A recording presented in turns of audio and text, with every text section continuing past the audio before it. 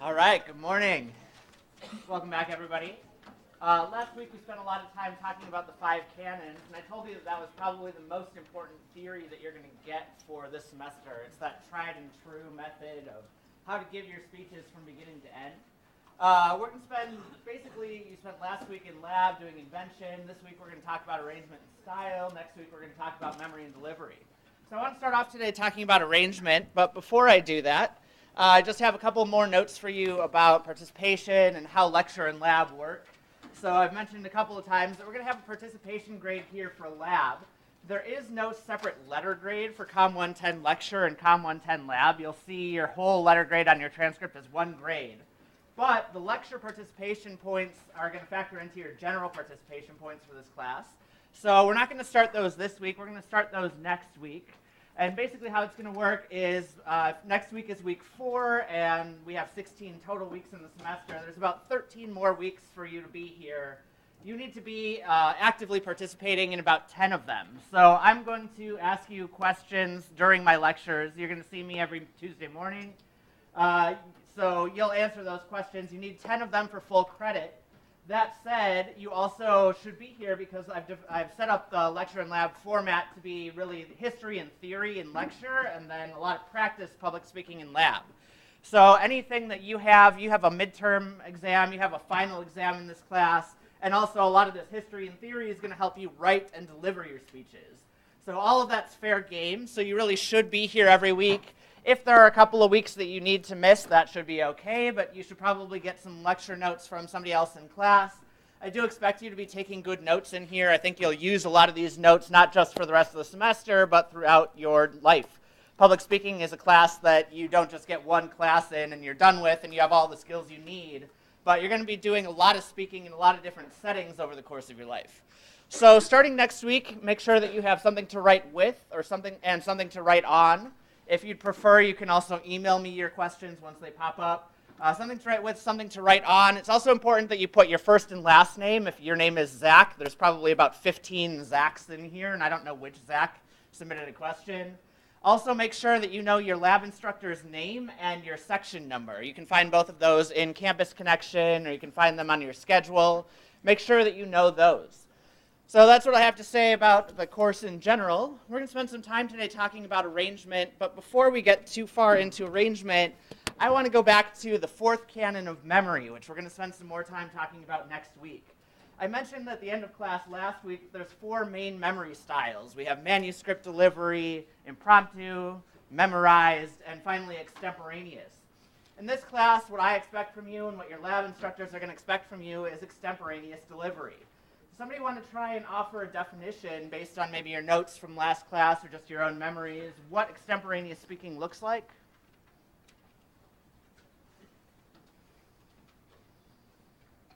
It's okay if we're not quite sure.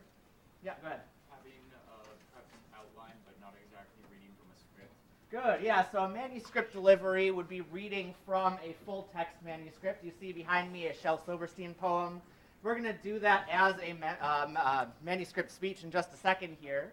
It's basically starting with that full text preparation outline, but boiling down your notes into key words so that you're not wholly dependent on that outline. So we're going to do our best to do a manuscript delivery. I'm going to tease you all and make you read this poem out loud as a class. So in unison, we'll start. Ready? 1, 2, 3.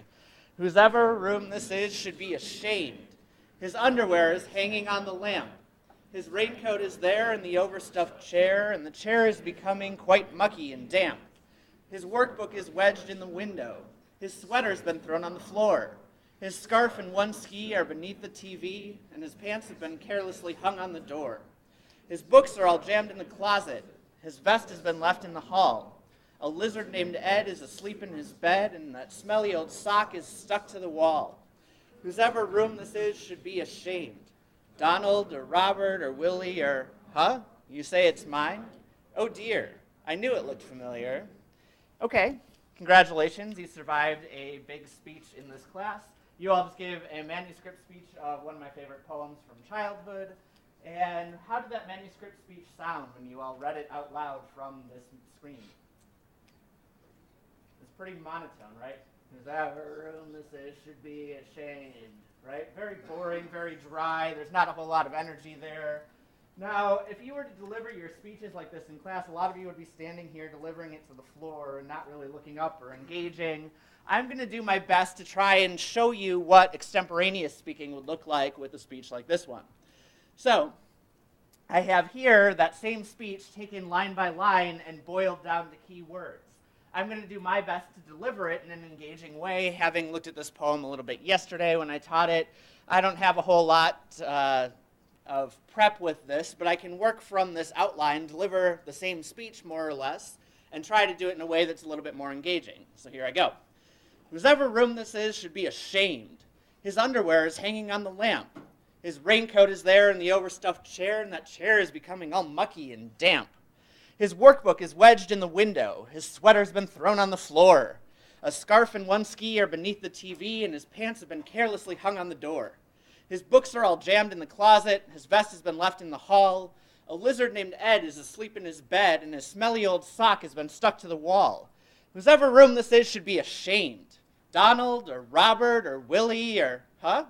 You say it's mine? Oh dear. I knew it looked familiar.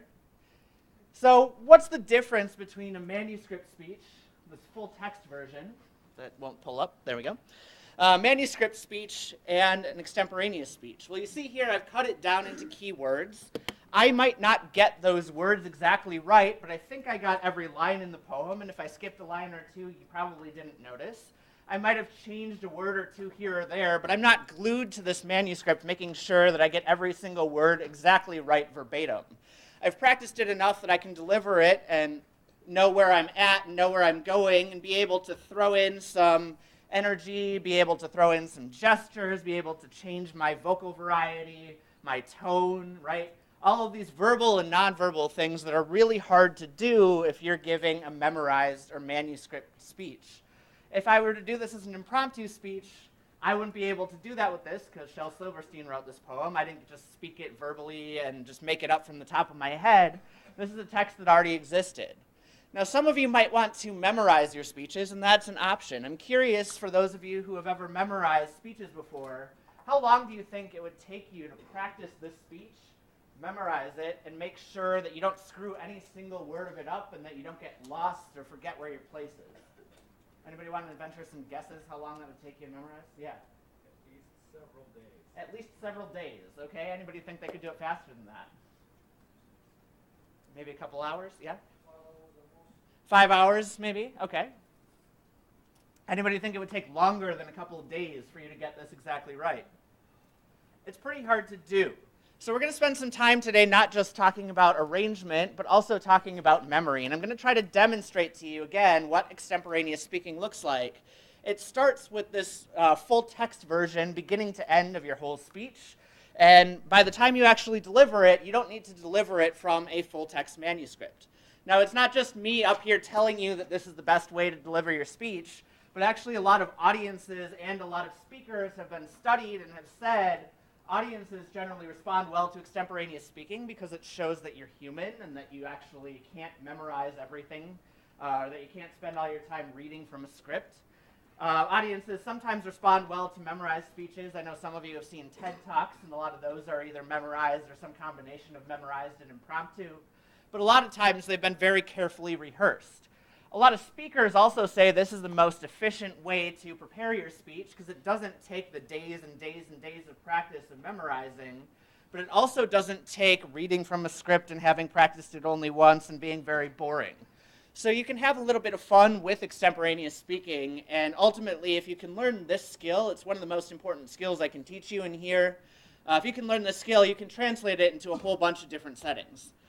So just to reiterate, what a full text preparation outline looks like is it's a full version of your entire speech. It contains every single thing thought out in detail, written as an outline.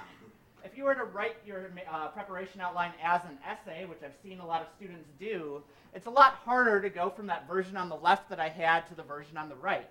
The reason that extemporaneous speaking works well from keyword notes is you have something to remind you of every single part of your speech. If you write and think in paragraphs, it's hard to remember your place in the middle of a paragraph. But this full text version of your preparation outline should have your whole speech from beginning to end. Intro, body, conclusion.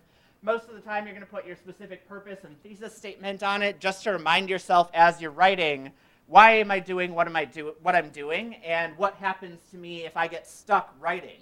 You go back to your specific purpose, you go back to your thesis statement, and you can see what it looks like. So you have every single part all the way down to your transitions written out in your preparation outline, and you write it out so that you don't have to make anything up on the spot. We're going to spend a lot of time today talking about introductions and conclusions, and I've seen a lot of outlines where students have gotten stuck on speech day that say, tell this story here, or give your introduction. A lot of people will try to do an impromptu introduction and make things up on the spot, and when they first get started and they see that note to themselves, they think they can do it, and doesn't usually go very well. So the preparation outline is designed to get you to think through every single part of your speech and practice with it until it feels comfortable. When you're working through that preparation outline, what you should be doing is reading it out loud to make sure that it sounds good, and usually practicing it with a timer to make sure that you don't go over time. All of this is designed to help you as if you were to have an ideal version of your manuscript speech. As if you were to read it, it would be the perfect version of your speech. It would fit within time limits. It would have gone through the first 3 canons, invention, arrangement, and style, and you'd be totally satisfied with your speech if you could read it. But on speech day, you're not actually going to read it from a manuscript. You're going to deliver it from a keyword speaking outline.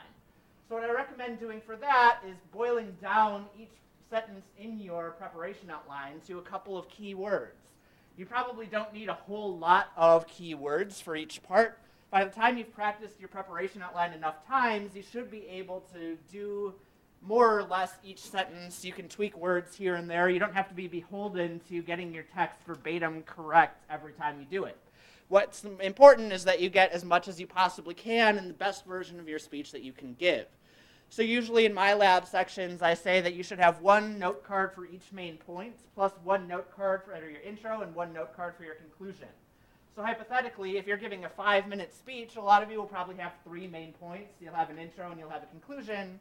So I recommend having 5 note cards. I recommend having 5 front side only note cards, because when you have both sides, what happens a lot is people will flip their note cards over and drop them on the floor, and it's really embarrassing to pick them up. So I recommend that you have roughly 5 note cards for a 5-minute speech. You can tweak that a little bit. If you start getting into 7, 8, 9, 10, you probably have too many notes, and it's not exactly an extemporaneous speech anymore at that point. The other things you want to make sure that your speaking outline still has are the things that you want to make sure you don't forget on delivery day. So I've put in here quotations, and I'd probably add statistics to that, making sure that you cite your sources. The second to last one here is probably the most important one, and that's delivery cues. Delivery cues are just reminders to yourself of things that are not the text of your speech, but things that you don't want to forget to do in your speech. So if you know that you're like me and you forget to breathe sometimes, you might make notes at the bottom of each of your note cards, remember to breathe. Or you might make notes to change your slides so that when you're on main point 3, your slides don't show main point 1. You might want to make delivery cues to yourself. I like to use color-coded systems. That's really my strongest recommendation. So all those delivery cues of what you need to remind yourself to do as you're giving your speech, you can also put on your preparation or on your speaking outline. So that should give you a good sense of what those look like. I want to remind you that it's very important that you learn what extemporaneous speaking is. If you're not entirely sure what that concept means, I'm going to encourage you to talk to me or talk to your lab instructor to make sure that you're on the same page about expectations. I'll tell you that when I was trained at Texas A&M, my equivalent of the person who had my job there basically said to us, if your students give a speech and it's not extemporaneous, it's an automatic D. That's how I was trained as a graduate student. Now, I don't always agree with that course director, and I think there's kind of a range of extemporaneous speaking. Some of it borders more on the manuscript side, some of it borders more on the impromptu side. But I think it's important that you're on the same page with your lab instructor about what extemporaneous speaking means. Because if you're not giving extemporaneous speaking, usually a lot of times other things will go wrong in your speech as well. Your delivery will fall flat. Your eye contact will go. You might get nervous and you might lose your place in your speech. And so I really want you to try and do this as much as you possibly can. If you're not giving extemporaneous speeches, it might not be an automatic D, but it's probably not going to go very well for you.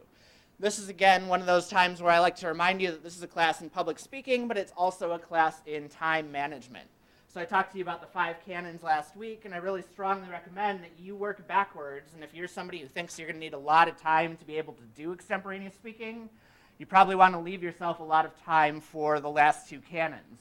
You probably want to have your preparation outline done pretty early so that you're ready to go and you can practice your speech with the preparation outline and the speaking outline as many times as you can.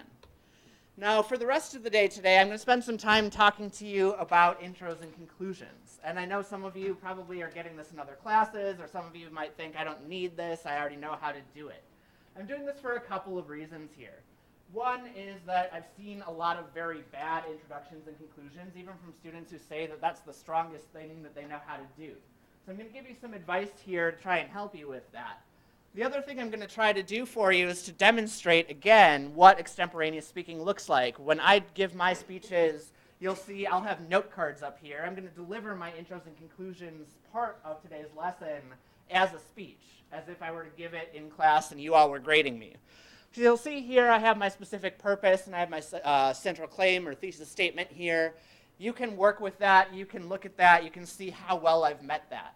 So some of you might want to take really good notes. If you really struggle with introductions and conclusions, I'd encourage you to take notes along the way. I encourage you to take notes anytime you're in lecture or anytime you're in any of your classes. Take some good notes so that you can come back to them because they're going to be helpful for you as you're writing intros and conclusions.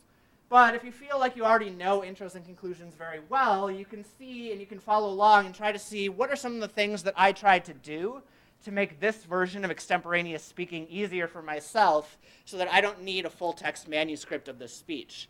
I actually once wrote this out as a full-text manuscript, and it was about 6 single-spaced pages. I'm not going to sit here and read 6 single-spaced pages to you because that's going to be really boring and dry. So hopefully this will be a little bit more engaging for you. All right, so here we go. Out of curiosity, how many of you hate writing intros and conclusions? Go ahead and raise your hands. I'm always curious.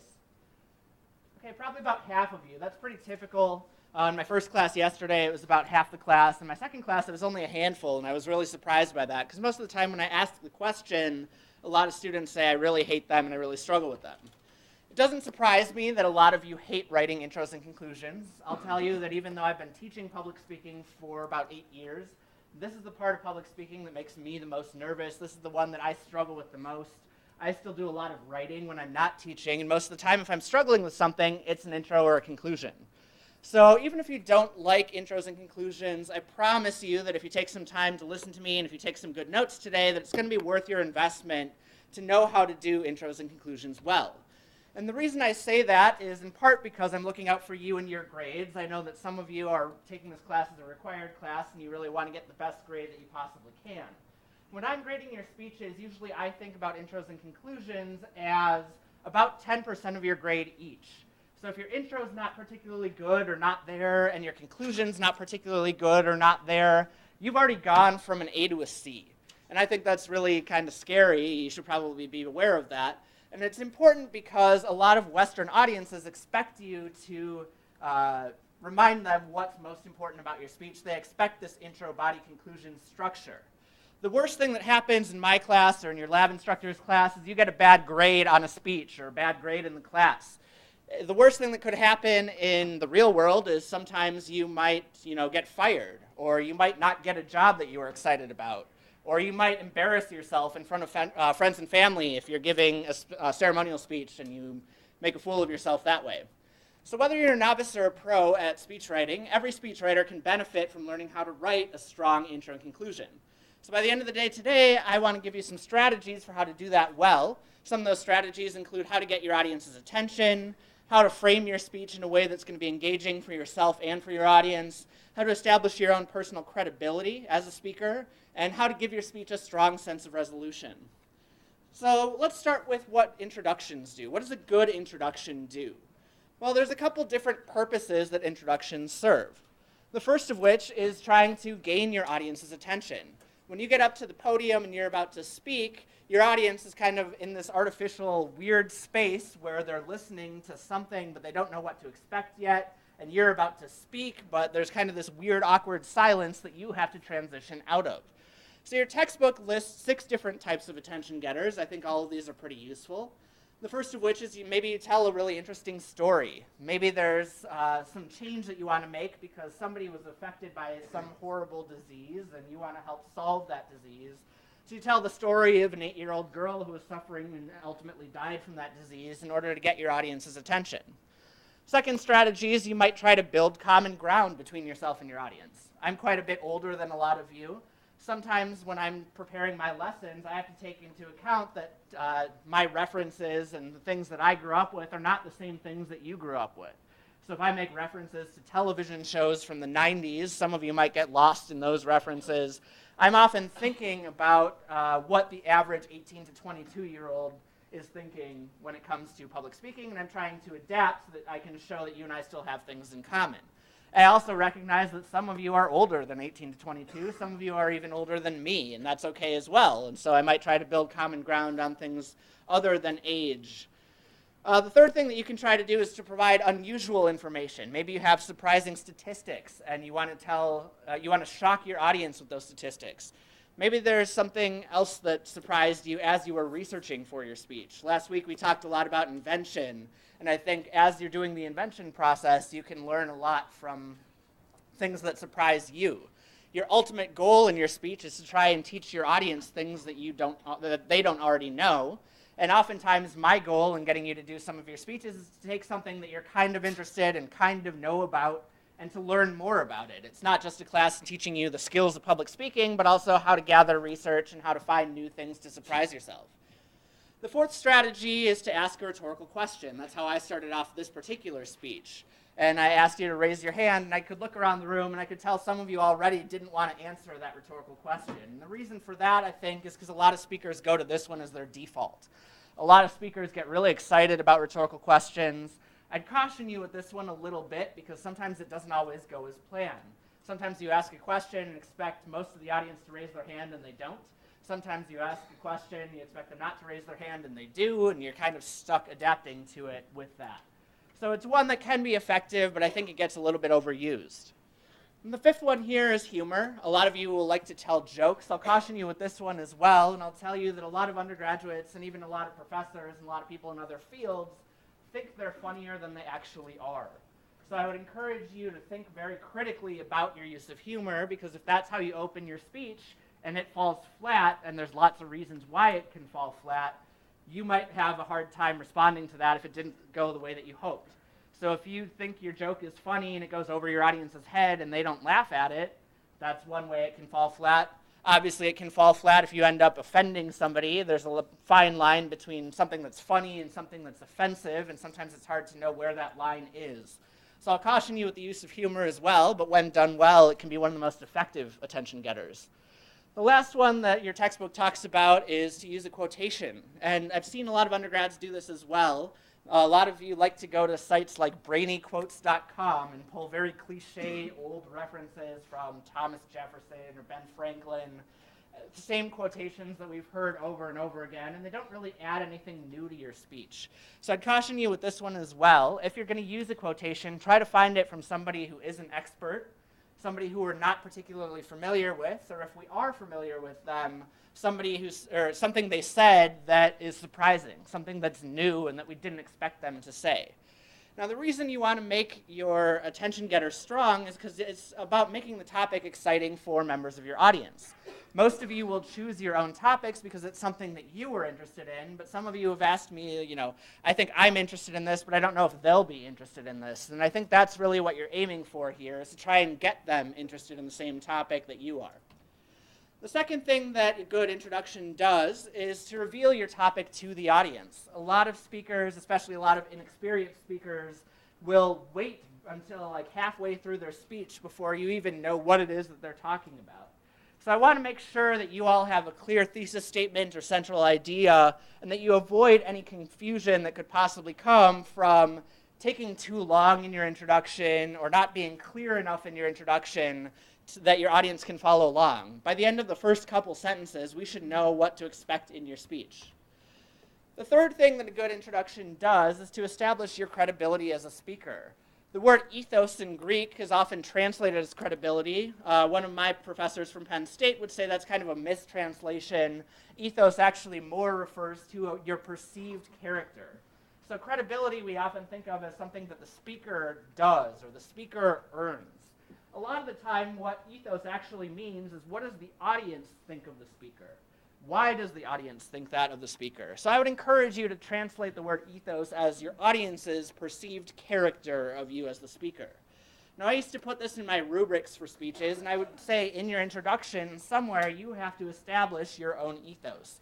And I would get students coming to me all the time saying, I don't know how to do that. What do I have to offer? I'm just some 19-year-old kid. I don't have any life experience in the area I'm researching. I don't have a degree or advanced degrees in the area that I'm researching. How do I show my audience that I'm worth listening to? And how do I show that I've done my work to earn being able to speak about this topic? So in Aristotle's Rhetoric, which is where we get a lot of public speaking history and theory, he talks about 3 main ways to establish your ethos. So if you're not sure what you have to offer, you can write these down and you can maybe use one of them or a combination of them. The first one that he talks about is what he calls phronesis. Phronesis basically translates to good sense or knowledge. If we were to put it more simply, it's, I know what I'm talking about. Now, some of you might not feel like you know what you're talking about, but that's part of why your lab instructors are having you do invention and do some library research. It's not just about what you know, but also about what information you can find. The better information you can find, the more credible your sources are, the more likely it is that your audience is going to say, okay, they might not be an expert, but they've learned more about this topic than I know. So you can say, I know what I'm talking about by saying, in my research, I have found, and then in the body of the speech, showing that research, showing your hand, right? That's how you demonstrate good knowledge or phronesis. I'm not going to make you know the Greek terms, but you should know the basic ways of how to establish credibility or ethos. The second one here is arete. Arete basically means that you're a good person, that you're a trustworthy person. So it's trust me and I know what I'm talking about. Trust me can come in a variety of ways. It can come from that building common ground that we just talked about. It can come from who you are as a person. It can come from the kinds of values that you demonstrate in your speech.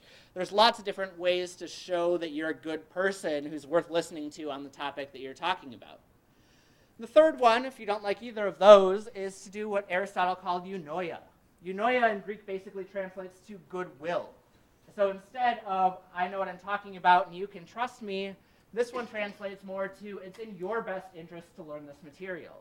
Now I can tell you I find introductions and conclusions important. I also recognize that they're not necessarily the most exciting things in the world, but they are important. And so I'm telling you this information in part because I care about intros and conclusions, but I'm more telling you this because I want you to do well on your speeches. And if you don't know how to make a good intro or conclusion, you're not going to do very well on those speeches. So it's in your best interest to know these kinds of parts of an intro and conclusion. The better your framework is, the higher your confidence will also be. So if you've been able to get your audience's attention, if you've been able to reveal your topic, if you've been able to establish your ethos, you're going to feel really good about that. There have actually been a lot of studies. We talked the first week of class about communication apprehension. There have been a lot of studies that show that the first minute or two that a speaker is speaking is when they're the most nervous. So if you've spent good time crafting your introduction, you're going to feel a lot better about that. If you've spent a lot of time practicing it, you're going to get through it, you're going to be talking, and after about a minute or two, what happens is you realize, okay, I was nervous right before I got up to speak, and as I hear the words coming out of my mouth, and as I start gesturing and changing up my tone and watching my audience react, I get more comfortable, I can relax, I can actually do this. So I'd encourage you to really invest a lot of energy into your introductions. The fourth thing that a good introduction does is to preview your main points. So not just the topic as a whole, but what are the key takeaways that you want your audience to remember? Audiences don't like to be surprised very much. They like to have a good sense of what's to come. They like to have a good roadmap or sense of direction of what your speech is going to be. And so a lot of times what speakers will do, especially new speakers, will say, today I'm going to talk to you about X, Y, and Z. What I'd encourage you to do instead of that is to show rather than tell. Don't just say, I'm going to talk about X, Y, and Z, but find a creative way to tie X, Y, and Z together and to highlight what's important about them. So you're not necessarily going to explicitly say, I'm going to talk about these 3 main points, but over the course of my speech, you'll have a good sense of what these things are and why they matter. So now that we know what a good introduction does, let's talk about a couple different strategies for how to do them well. I think there are 6 main useful strategies for how to write a good introduction. First one is to keep it pretty brief. I've seen a lot of speeches where speakers will go on for a very long time. In a 5-minute speech, we might get 2 or 3 whole minutes of introduction, and then the speaker rushes through the body and the conclusion because they were so excited about the story they wanted to tell and they weren't aware of their time limits or their balance of main ideas. Long introductions generally lose audiences. What a lot of speakers do, especially at the college level, is they give a really long introduction and a really short conclusion. So their introduction might be like 1.5 minutes, and then their conclusion kind of fizzles out and it's about 15 seconds. I'd actually encourage you to do the opposite. Have a slightly shorter introduction, spend some time wrapping up that conclusion. Now, the other thing you want to make sure is that you get to your central claim, and when you get to that central claim, it should be pretty clear and pretty concise. It's a central claim for a reason. It shouldn't be 5 or 6 sentences to figure out what you're talking about. Usually, your central claim can be accomplished in 1 or 2. The second thing that a good introduction does is, a second strategy I have for you, is to think of some ideas as you're doing your research. You're going to be doing invention, but intros and conclusions fall more under arrangement and how you lay out your speech. You might find, as you're researching, one of those interesting quotations that isn't some cliche from Ben Franklin or Thomas Jefferson. You might find a surprising statistic, and you want to share that as your attention getter. Be thinking about your introduction as you're working. Try to keep your introduction relatively general, because intros and conclusions are usually more general than the body. But if you want to start with something like that, you can. What I like to say to students is that the body of the speech is generally pretty rigid. This is where you're relying a lot on other people's ideas and your analysis of why those ideas matter. There's not a whole lot of room for creativity in that, and so I want to encourage you to put in some of your own style, put in some of your own personality in that intro and conclusion. The more it feels like you, the more likely your audience is to remember not only the speech, but also you as a speaker. The third strategy that I recommend is to actually write the body of your speech first. A lot of students look at their assignment and recognize, okay, I need an intro, I need a body, I need a conclusion, and they start out trying to write the introduction right away. Now, the devil is really in the details when it comes to speaking, and a lot of those details really belong more in the body. There's a lot of writing convention that says the details go in the body and the general information goes in the intro and conclusion. It's really hard to know how to write your introduction if you're not sure what the details are that you're going to be providing later on in the speech. And so when students sit down and try to write the introduction without having a good sense of the body, what it often translates to is you sitting in front of a computer screen, typing a sentence, no, I don't like that, deleting it. Typing another sentence, no, I don't like that, deleting it. 4 hours of you just sitting there with really bad writer's block and saying, I don't know how to frame this thing. What I recommend doing instead is write the body of the speech first, and then once you've written the body of your speech, go back and worry about the intro and conclusion later. Most of the time, that's a good strategy for getting over that writer's block of not knowing what you're going to say in your framing. The fourth strategy that I have for you is to be creative. Like I was just saying, intros and conclusions are where you get to show a lot of your creativity as a speaker. So I would not want you to waste any of that creativity by sharing anything that your audience already knows, anything that's blatantly obvious or cliche. Intros and conclusions have a lot more flexibility than the body, and so you can play around with them and have some fun with them. Fifth strategy I have for you is, as much as possible, try to keep it appropriate. And I already hear some objections to that. I can see it, I can feel it. I also have these same objections that we have to ask the question, what does appropriate mean and to whom? Who gets to determine what's appropriate, right? There's a fine line between humor and offense, like I said before, and so it's hard to know where you're going to go or what that line's going to be. What I want to remind you of is there isn't necessarily one right answer to what's appropriate and what's not, but if you have to second guess yourself, I would encourage you to seek out other opinions from other people. I want to remind you that your credibility is on the line in your intro and conclusion, and so you don't want to lose that credibility. If you lose your audience in the first 30 seconds of your speech, it's really hard to recover from that. It's really hard to get that credibility back. So to give you some examples, I taught at Texas A&M for a few years, and it was common culture at Texas A&M that if you walked into a room and you were a person of authority, you said howdy, and the people in the audience said howdy back to you, and it got the room quiet and got them paying attention. And I regularly had to remind my students there that that might work really well at Texas A&M, but if they're going on a job interview in Pennsylvania or Minnesota, Wisconsin, North Dakota, right, people are going to judge you based on you saying the word howdy. I don't like it, that's how it is. Now, how this often translates in places that are not Texas A&M is a lot of speakers will start off their speech with, "Hi, my name is blank, and I'm here today to talk to you about blank." And it sounds like an infomercial. And worse yet, when you start to hear 20 or 30 of those speeches and they all start that same way, it falls very flat. So I'd encourage you to go back to some of those attention-getting strategies that we just had. If you're one of those people who usually start your speech with, "Hi, my name is so-and-so, and I'm here to talk to you about X," don't do that. Now I'll give you another example that's a little more concrete than that. Also, while I was teaching at Texas A&M, my first semester teaching, I had a student who was giving a persuasive speech. And the theme of his persuasive speech was that he wanted members of his audience to support a policy that would be for sex offenders. If you were a registered sex offender in the Bryan College Station area, he wanted you to have a sign in your lawn, a 4-foot by 6-foot sign about the same size as this up here, telling everyone in the neighborhood that you were a sex offender. Okay, you can decide what you think about that policy and if you agree or disagree with it. That's kind of irrelevant. What's relevant is that this kid started off his speech. We were 2/3 or 3/4 of the way through the class at this point. He starts off his speech and he says, "I am a registered sex offender." No, I'm not. I tell you, I understand why he did it. I know what he was after. He wanted to make members of his audience uncomfortable. He succeeded in that.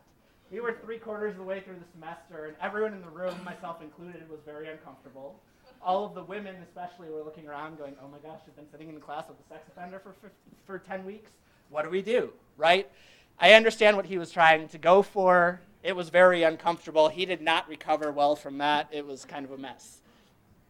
So be cautious with your use of humor. Be cautious with pushing the envelope. Now, the last thing that I recommend is to have your intro really well prepared in advance. This is, again, where I see a lot of outlines that say, "Tell your story here," and somebody starts ad-libbing a story, and suddenly they're 2 minutes in and have to recover time that they've lost.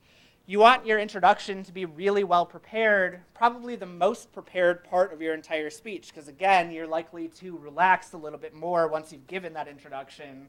And if you're particularly proud of that introduction, it's going to go well for you. You want your intro to be very memorable, and so you want to make time to make sure that it's crafted well and delivered well.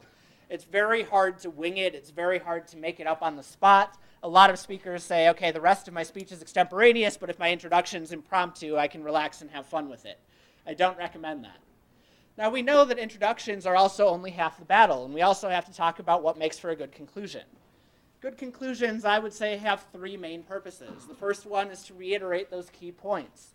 Like your introduction, you want your conclusion to be pretty memorable. And so I encourage you to really remind your audience not just what you're talking about, but what is important. What are the 3 or 4 key takeaways from your speech? The more you can reinforce those messages, the better. There's a lot of communication science research that talks about a primacy effect and a recency effect. A primacy effect basically means that your audience is likely to remember the first thing that you say. You can probably guess that a recency effect then is that they're likely to remember the last thing that you say. So it's kind of confusing because the most detailed part of your speech is the body, and the parts that are most surprising and specific usually go in that body. But your audience is more likely to remember the beginning and end of your speech than they are to remember the middle. If you can remind them what your 3 main points were and what was important about each of those main points, they might actually be better able to remember the specific details that you talked about in the body. And they might come back to those details or ask you about them to clarify a little more. The second thing that you want to do in your conclusion is to convey your tone to your audience. You do a little bit of this in your introduction, but you want to leave with a very strong tone in your conclusion. So sometimes people's delivery will fizzle out in their conclusion. Sometimes their language or style will fizzle out in their conclusion. I have a former mentor named Carlin Kors Campbell. She teaches at the University of Minnesota. She and one of her colleagues, Thomas Burkholder, wrote a book about speeches and rhetorical criticism. And when they talk about tone, they're not just talking about tone of voice. That's not really what they mean. What they really mean is the speaker's attitude toward and expectations of members of their audience. So tone is more like an attitude. It's more like how you treat your audience. Do you treat your audience with respect? Do you berate them because you disagree with them about something they think or something they're doing? What attitude do you want to show as you're wrapping up your speech? Do you want to project that you're confident? Do you want to project that you're nervous? Do you want to project any kind of emotion? Ultimately, what tone is about is reinforcing that message of what you want the audience to take away through your verbal and nonverbal delivery and through your style. How can you creatively wrap up your speech in a way that's effective and gets your audience to check back in if they've tuned out a little bit in the body? The third thing that you really want your conclusion to do is to give your speech a strong sense of resolution. I mentioned here that a lot of new public speakers will have really long introductions and really short conclusions. You've all seen the speech that starts off really strong, has a really solid body, and then fizzles out at the end with, well, I guess I've said everything I needed to say. Okay, that's good, thank you, right?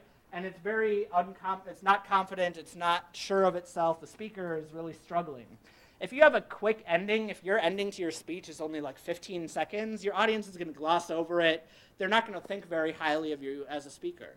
So the stronger you can make your ending, the greater chance you have of either building credibility or at least not losing credibility from the middle of the speech. You can end on a strong note and recover some of that a little bit better. So now that we know what a good conclusion does, let's look at a couple strategies for those. Like introductions, I would say that good conclusions usually have 6 strategies as well. The first one is to actually signal your conclusion, and this is something that you can do verbally in conclusion, in summary, to sum up, right? You signal that verbally. But a lot of times people will also signal their conclusion non-verbally. Maybe they'll move to the middle of the room and they'll start talking. Maybe they'll gesture to indicate or change up their voice or their posture or whatever it is. There's lots of ways that you can signal your conclusion. You want to make sure that you don't signal that conclusion too early.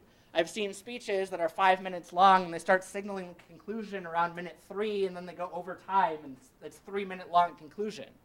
What happens then is you've violated your audience's expectation. Most audiences expect conclusions to be probably 30, 45 seconds. If you signal your conclusion by accident too early, they start tuning out, they start wrapping up, they start, checking out. I'll tell you one of my biggest pet peeves teaching lectures when it's like 11:48 and a bunch of people are packing up their backpacks and I'm still talking and you're walking out of the room, right? You don't want to signal that conclusion too early because that's usually what happens when you do that. The second thing you want to do, and I think I've said enough about this, is you want to keep your conclusion brief, but not so brief that it gets lost.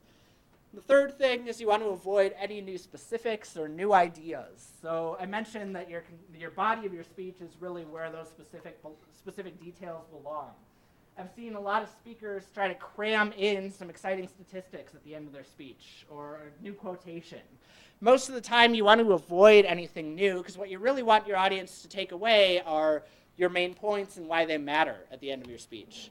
So keep your intros and conclusions pretty general and keep those specific details in the body as much as possible. They don't really belong in the intro or the conclusion. Maybe as an attention getter, maybe as like close to final thought, but they probably shouldn't be cramming new information in right at the end of your speech. All right. The fourth thing you want your conclusion to do well is to reiterate those key points that you had. You want to make sure that you give your thesis statement again, and I usually recommend that you give the thesis statement in slightly different language than you did in the introduction. Some of your lab instructors might say repeat your thesis verbatim because it gives it more effect, and so they might have you say the exact same thesis statement that you said in your introduction in your conclusion. I'll tell you that if there's any discrepancy between what I say in lecture and what your lab instructor says in lab, go with what your lab instructor says because they're the ones grading you. But you want to make sure that that thesis statement comes out because that's the one thing you really want your audience to remember. I'd also encourage you to have a mini thesis for each one of your main points. Not just here's what I talked about today. Today I talked to you about X, Y, and Z. That's that opposite of the preview that a lot of beginning speakers give in their introductions. Instead of just saying today I talked to you about X, Y, and Z, give a sentence or two about why X, why Y, and why Z all matter.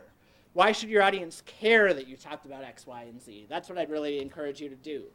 Ultimately, what you want is your conclusion to be as memorable as possible, and the better you can frame it, the more likely it is that your audience will remember it. The fifth thing, again, very similar to introductions, is that you want to be creative.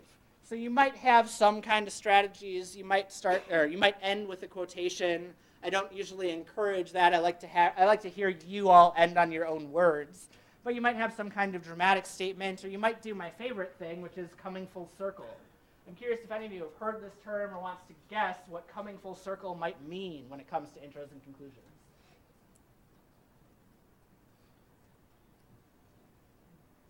Start off with the idea in the intro, but don't really answer it, and then come around and answer it. Yeah, good. Coming full circle basically means that you brought up some idea in your intro. You probably intentionally left that idea unresolved in your introduction, and then you can come back to it in your conclusion. So maybe you ask us a rhetorical question, and then you try to answer that question. Maybe you started telling us a joke, and then you deliver the punchline. Maybe you're telling us a story, and then you don't tell us the ending of that story. Maybe there's a court case, and you don't tell us the verdict, right? Coming full circle gives your speech a strong sense of unity. It helps tie everything together, makes it more cohesive and coherent, and really shows that you've thought creatively about how to frame your ideas. The most important thing that I can say here is try again to avoid anything that sounds cliche or anything that you already know. If you've already heard something, members of your audience have probably heard it as well. They're not likely to be very surprised by it, and so you want to try and surprise them as much as you can. The last thing that you want to make sure that you do with your conclusion is to really end on the strongest note that you can. Try to avoid any kind of first-person language. If any of you have taken classes in grammar, you probably know that the first person is I, me, my, myself. A lot of speakers will try to end their speeches with something like I think, I feel, I hope, I believe. Now that you've heard my speech, I hope that the next time you do whatever, you don't do this. That's what often happens in public speaking when you're not really sure what you're talking about. The reason I suggest avoiding references to yourself and the I think, I feel, I hope, I believe kind of language is that it sounds subjective. So if you've presented a whole bunch of quality research from people who are more knowledgeable and more experienced than you in the body of your speech, and then you come back to, well, I think this, or I believe that, or I hope this, what often happens is it sounds like it's just your opinion. And audience members who disagree with you will probably say, well, that's just your opinion. You lost me there. The other reason why you don't want to end with I think, I feel, I hope, I believe is because it often sounds uncertain. Basically, any sentence that you could end with that is some kind of argument, and there is usually a counter-argument to that. So what I'd encourage you to do instead is to write out the rest of the sentence that would follow the I think, I feel, I hope, I believe as an argument without the language that you started with. If you've done your job as a speaker, if you've done a quality intro and body, your audience should agree with you in your conclusion that that's the right answer, even if we disagree about some specific details. So I'd encourage you not to use that kind of first-person language in your conclusion. Additionally, I'd encourage you as much as possible to try and end on your own words. So if you do use a quotation from somebody famous, make sure that you always explain why that quotation means and what it means and why it matters. You want to try to end on your own words because you're the speaker. Other people's words shouldn't overshadow you, so you don't want to end on that random quotation and have someone else have the last word of your speech. Now, what I mean by all of this is ultimately that you want to make the strongest conclusion that you can. I'll tell you that I've seen a lot of really bad conclusions, and even if the intro and body are really solid, that can make or break a speech. They can really lead to bad speeches. I want you to be able to take pride in the kinds of things that you do in your speech. So in summary, what I'll tell you is that I know a lot of you don't really like writing intros and conclusions. I'll also tell you that writing them doesn't have to be scary or difficult. Once you practice with them, you'll get more experience. You'll feel better about your ability to do that. So I'll tell you that everybody has something to gain from learning how to write a good intro and conclusion. And I hope you got some good notes in here. I just did the I hope thing. Sorry, bad Brad. Whether you love or hate writing intros and conclusions, I'll tell you that they're crucial elements of a good speech and that you should be able to use them to your own advantage. They really do matter a lot for your own credibility. So if you follow these tips, your writing process should be easier, your ideas should be clearer, and your whole speech should be more effective. There we have it. Now, some of you probably knew a lot of that information that I gave you. Before we all head out, I just have a couple reminders for you. If you weren't really paying attention to what I was saying, you weren't really taking notes because you already know this stuff, you probably saw some things from that speaking outline, the note cards that I put up here. I told you that I once wrote this out as a full text preparation outline. It was like 6 single-spaced pages. I didn't have to read those to you. I've given the speech a bunch of different times. It's varied a little bit each time I've given it. But reminder that you keep it brief. You'll see that I didn't have a single full sentence in any of those note cards. You'll see that I had roughly 1 or maybe 2 note cards for each main point. I talked to you for about 25 minutes there. I think I had 8 or 9 note cards, right? I had 1 for my intro, 1 for my conclusion. The word that I put up here, I intentionally wrote small and in a weird font because this is what a lot of speaking outlines look like. That word is legible. Some of you who are a little nervous or more on the manuscript side of things will try to write out your note cards in 2-point font that you sit there squinting at as you're using it. Really go to keywords. Make sure you can read those keywords. I can't tell you how many speakers I've seen who have embarrassed themselves in the middle of their speech and said, sorry, I can't read what I wrote, which usually shows that they haven't really done a lot of time practicing it. You want to make sure that you have some kind of formatting style. The reason I put those letters and numbers in is so that if I got lost anywhere in my speech, I could know where to go back to and to see where I got stuck, and then I could keep going from there. You want to give yourself those delivery cues, anything that you need to remind yourself about as you're actually giving your speech. You saw change slides. I put a bunch of things in color, right? I have lots of reminders to myself of things that I don't want to forget. Any sources I had were in bright orange because I wanted to make sure that I cited all of my sources and didn't forget them. All my transitions were there. Reminders to pause or make eye contact. Those were all there. The last strategy I have for you is what really helped me is to use a color code and figure out what system works best for you. So I'll leave you on that note today, and I'll see you all next week.